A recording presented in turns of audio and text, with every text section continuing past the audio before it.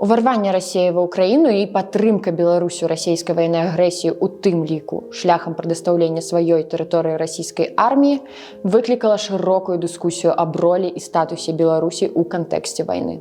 Так, з боку дэмакратычных сілаў і незалежных палітычных аналітыкаў пачала гучаць пазіцыя аб тым, што Беларусь з'яўляецца акупаванай Расійскай Федерацией. 16 марта 2022 года Народное антикризисное управление выступило с заявлением о том, что Беларусь нужно признать оккупированной страной. Наша земля является оккупированной иностранной армией Российской Федерации. Суд у Гаазі не може вирішити це питання, тому що по закону, калі краіна акупаваная, то у суд павінен звярнуцца ўрад гэтай краіны акупаванай. Но хто Лукашенко звернецца?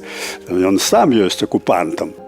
Сапраўды, Расія мае велізарны ўплыў на беларускую палітыку. Але ці ёсць падставы лічыць яе краінай акупантам? У сённяшнім відэа мы паспрабуем адказаць на гэтае пытанне, разабраўшыся з тым, што такое акупацыя з пункту гледжання міжнароднага права, якія умовы павінны быць выкананы дзеля таго, каб дзяржава лічылася акупаванай і якія наступствы цягне гэты статус. Я Ліза, ты на канале Моладзевага блока. Перад пачаткам відэа, калі ласка, адпішыцеся ў каментарах, ці можна лічыць Беларусь краінай агрэсарам, на ваш погляд. А таксама падпішыцеся на канал. Сур'ёзна, вы не пашкадуеце, а нам будзе прыемна.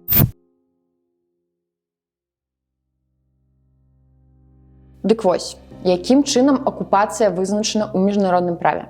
Упершыню гэты тэрмін з'явіўся ў Гаагскай канвенцыі аб законах і звычаях сухапутнай вайны 1907 году. У адпаведнасці з ёй тэрыторыя прызнаецца акупаванай, калі яна сапраўды знаходзіцца пад уладай непрыяцельскай арміі. Пазней, у 1949 годзе была прынята 4-я Жэнеўская канвенцыя, у якой былі прапісаныя канкрэтныя абавязкі акупуючай дзяржавы. Аднак значэнне акупацыі засталося такім жа шырокім і не да канца ясным. У такіх выпадках на дапамогу міжнародным дамовам прыходзяць міжнародныя судовыя органы. Адным з прыкладаў можа быць рашэнне міжнароднага суду ААН па іску Дэмакратычнай Рэспублікі Конга супраць Уганды ад 1999 года. Тады, падчас Другой кангалескай вайны, тэрыторыя Конга фактычна стала асноўнай пляцоўкай баявых дзеянняў паміж 8 іншымі афрыканскімі краінамі. Насамрэч, гэта вельмі заблытаная гісторыя. І гэта вайна таксама вядома як Вялікая афрыканская вайна.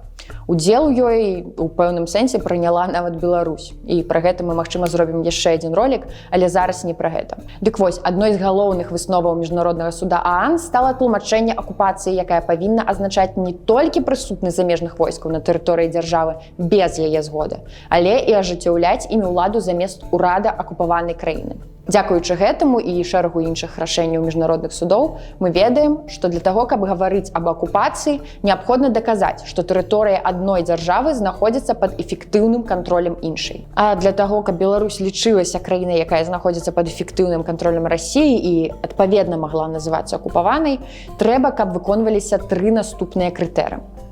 Першае. Расійскія войскі павінны прысутнічаць на тэрыторыі Беларусі без згоды ўрада Беларусі. Расія павінна ажыццяўляць уладу над тэрыторыяй Беларусі замест урада Беларусі. І як следства, урад Беларусі павінен страціць магчымасць ажыццяўляць сваю ўладу над тэрыторыяй.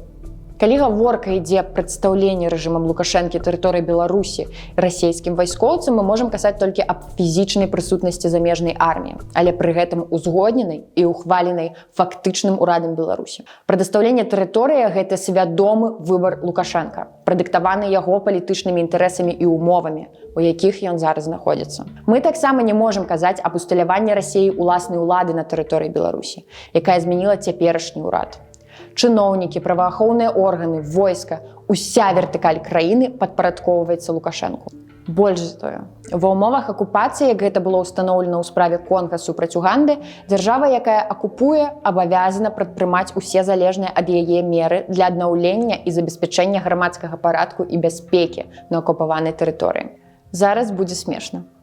Гэта абавязательство ўключае і абавязак забяспечваць выкананне нормаў міжнароднага права ў галіне правоў чалавека і міжнароднага гуманітарнага права, абараняць жыхароў акупаванай тэрыторыі ад актаў гвалту і не дапускаць такога гвалту з боку трэціх бакоў. То бок, калі дапусціць, што Беларусь акупавана Расіяй, то гэта азначае, што ў нас ёсць законнае права патрабаваць ад Пуціна дзеянняў, накіраваных на выкананне правоў чалавека і прыпыненне рэпрэсій у Беларусі.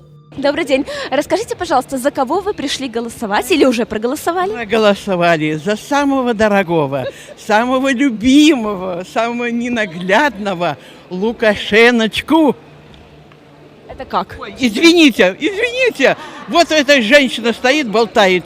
За Путина наша любимого. А калі казаць сур'ёзна, то гэта азначае, што не толькі за выкарыстанне тэрыторыі для нападзення на ўкраіну, але і за неспыняючыся рэпрэсіі ў дачыненні да грамадзян Беларусі адказнасць павінна несці менавіта расейская ўлада.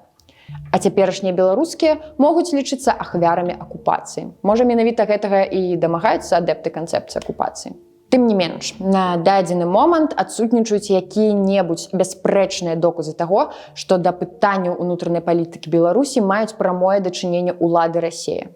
Ва ўсялякім выпадку на дадзены момант.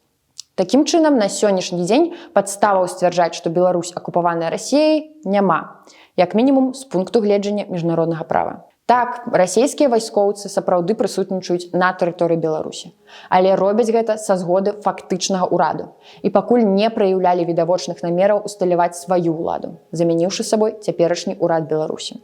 Дзяржава знаходзіцца пад эфектыўным кантролем Лукашэнкі. Это ваше детище. Это мое родное. У меня кроме этого больше ничего нет, чтобы ты знал. И мы эту страну никому не отдадим, чтобы над ней издевались, чтобы ее дестабилизировали каждый день, порвали на куски и кому-то отдали. Я хочу, чтобы это все услышали. І ў той жа час відавочна, што ў пытаннях знешняй палітыкі і часткова ўнутранай Лукашенка сапраўды залежыць ад Расіі. Удалым тэрмінам, які апісвае такую форму ўзаемаадносін, з'яўляецца дзяржава-сатэліт. Фармальна незалежная дзяржава, якая знаходзіцца пад палітычным і эканамічным уплывам іншай дзяржавы і карыстаецца яе абаронай на міжнароднай арэне.